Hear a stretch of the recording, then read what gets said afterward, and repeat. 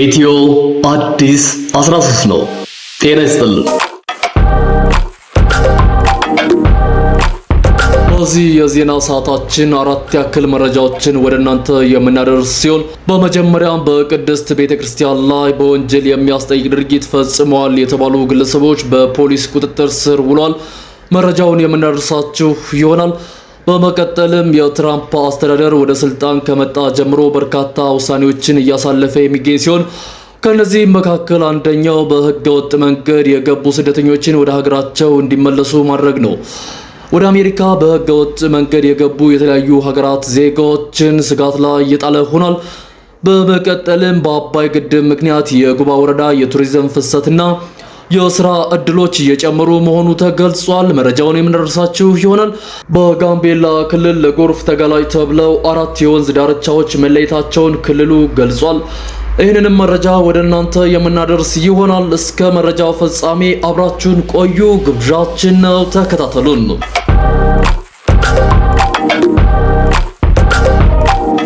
በቅድሚያም የኢትዮጵያ ኦርቶዶክስ ተዋሕዶ ቤተክርስቲያን በቅድስት ቤተክርስቲያን ላይ በወንጀል የሚያስጠይቅ ድርጊት ፈጽመዋል ያለቻቸው አቶ ጽጌ ስጦታውና አቶ ሚስጥረ መዝገቡ የተባሉ ግለሰቦች ተጠርጥረው በሕግ ቁጥጥር ስር መዋላቸውን አሳወቀች። የቤተ ክርስቲያኗ የሕግ ባለሙያዎች አብይ ኮሚቴ ራሳቸውን መርጌታ ጽጌ ስጦታው እና መርጌታ ሚስጥረ መዝገቡ ብለው የሚጠሩ ግለሰቦች በቅድስት ቤተ ክርስቲያናችን ስርዓተ እምነት ላይ በወንጀል የሚያስጠይቅ ድርጊት ፈጽመዋል በሚል ተጠርጥረው የወንጀል አቤቱታ ቀርቦባቸዋል ሲል አሳውቋል። በዚህም የፌዴራል ወንጀል ምርመራ ቢሮ በዛሬው ቀን ተጠርጣሪዎቹን በሕግ ቁጥጥር ስር በመዋል የወንጀል ምርመራ በማጣራት ላይ እንደሚገኝ ገልጿል። ከግለሰቦቹ በተጨማሪ እንዳልካቸው ዘነበ የተባለ ግለሰብ በተመሳሳይ ከዚህ ቀደም በቤተ ክርስቲያኗ ላይ ፈጽሞታል ተብሎ በተጠረጠረበት ስም ማጥፋት በቅርቡ በፖሊስ ቁጥጥር ስር ውሎ ቃሉን ሰጥቶ በዋስትና መለቀቁን በአቃቢ ሕግ በኩል የወንጀል አቤቱታ ክስ ቀርቦ በሂደት ላይ ይገኛል ሲል አሳውቋል።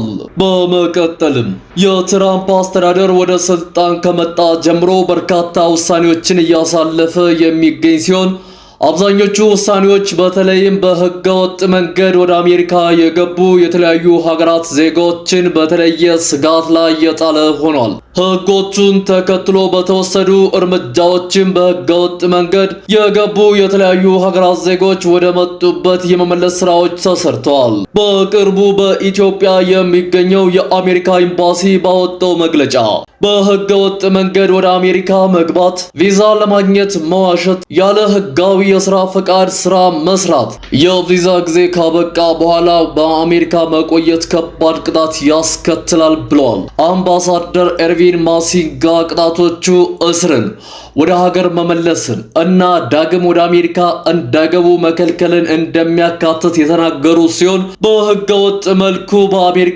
የሚኖር ቤተሰብ ወይም ጓደኛ ካላችሁ ወደ ሀገራቸው እንዲመለሱ የምትነግሩበት ጊዜ አሁን ነው ብለዋል። ከትራምፕ አስተዳደር በኋላ የወጡ አዳዲስ ህጎች ሳቢያ በርካታ የህጋዊነት ጥያቄዎችና ቋሚ የመኖሪያ ፈቃድ ማግኘት ሂደቶች አጣብቂኝ ውስጥ መግባታቸው እየተነገረ ይገኛል። በመቀጠልም በአባይ ግድብ ምክንያት የጉባ ወረዳ የቱሪዝም ፍሰት፣ የአሳ ምርትና የስራ ዕድሎች እየጨመሩ መሆኑን በቤኒሻንጉል ጉሙዝ ክልል ጉባ ወረዳ አስተዳደር አስታወቀ። የጉባ ወረዳ ምክትል ዋና አስተዳዳሪ አቶ ባኬ ዶርዱም ለኢፕድ እንደገለጹት ጉባ ወረዳ በአባይ ግድብ ምክንያት ዛሬ የለውጥና የእድገት ማዕከል እየሆነች ነው። በወረዳው የቱሪዝም ፍሰት፣ የአሳ ምርትና የስራ ዕድሎች ተፈጥረዋል። የግድቡ ስራ ከጀመረ በፊት ጉባ ለመድረስ መንገዱ አስቸጋሪ እንደሆነ አብስተው አሁን አዳዲስ መንገዶች፣ ኤሌክትሪክ ኃይልና ሌሎች መሰረተ ልማቶች በአካባቢው እየተስፋፉ እንደሚገኙ ገልጸዋል። የግድቡ ውሃ ሙቀት በመቀነስና ልምላሜ በመጨመር ረገድ ጉልህ ለውጥ እያሳየ መሆኑን ጠቁመው ይህም የተሻለ የሰብል እድገትና ምርታማነት እየጨመረ ይገኛል ብለዋል። በጉባ ወረዳ የሚገኙት ማንኩሽ፣ ሸራሮና ሌሎች ወንዞች ግድቡ ከመገንባቱ በፊት ውሃ እንደማይዙ የገለጹት አቶ ባኬ አሁን ወረዳው ደመና የሚታይበት ዝናባማ ስፍራ እንደሆነ ገልጸዋል። በቀጣይም የጋምቤላ ክልል ኮሚኒኬሽን ቢሮ የ2017 የክረምት ወቅት ከመግባቱ አስቀድሞ በክልሉ 4 የወንዝ ዳርቻዎች ላይ ኑሯቸውን የመሰረቱ የክልሉ ነዋሪዎች ጥንቃቄ እንዲያደርጉ መደረጉን አስታውቋል። የቢሮው ዋና ኃላፊ አቶ ኦጅሉ ጊሎ ከክረምት መግባት ጋር ተያይዞ ስጋት የሚሆኑ ተብለው የተለዩ ባሮ፣ አኮቦ፣ ጊሎና አሊሮ ወንዞች ናቸው ብለዋል። ኃላፊው በተለይም የባሮ ወንዝ ተከትለው ኑሯቸውን የመሰረቱ የክልሉ ነዋሪዎችን በተደጋጋሚ በጎርፍ አደጋ የሚጠቁ አካባቢዎች መሆናቸውን ተናግረዋል። ለዚህም ሲባል ከዚህ አካባቢ እንዲነሱ በማድረግ ወንዙ ሞልቶ ጉዳት ማድረስ የማይችልበት አካባቢ አዲስ መንደር የመመስረት ስራ መሰራቱን ተናግረዋል። የዚህ አካባቢ ነዋሪዎች መሰረታቸው የባሮ ወንዝ በመሆኑ በበጋ ወራት የአሳ ማስገርና የመስኖ ስራ እንዲሰሩ የማድረግ ስራ እየተሰራ ይገኛል ብሏል ቢሮ። በባሮም ሆነ በተቀሩት 3 ወንዞች ዙሪያ ኑሯቸውን የመሰረቱ ነዋሪዎች በተደጋጋሚ ማስጠንቀቂያ ቢሰጣቸውም አሁንም ተመልሰው የመስፈር ችግር ግን ሌላው አልቀረፍ ያለ ጉዳይ ነው ሲሉ አቶ ኦጅሉ ተናግረዋል።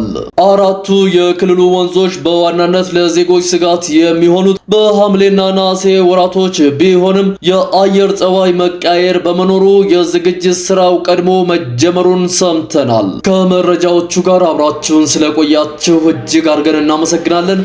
የተለያዩ አዳዲስ መረጃዎች እንዲደርሷችሁ ኢትዮ አዲስ 13ን ሰብስክራይብ በማድረግ ቤተሰብ ይሁኑ። ለዛሬው እዚህ ጋር አጠናቅናል። እናመሰግናለን።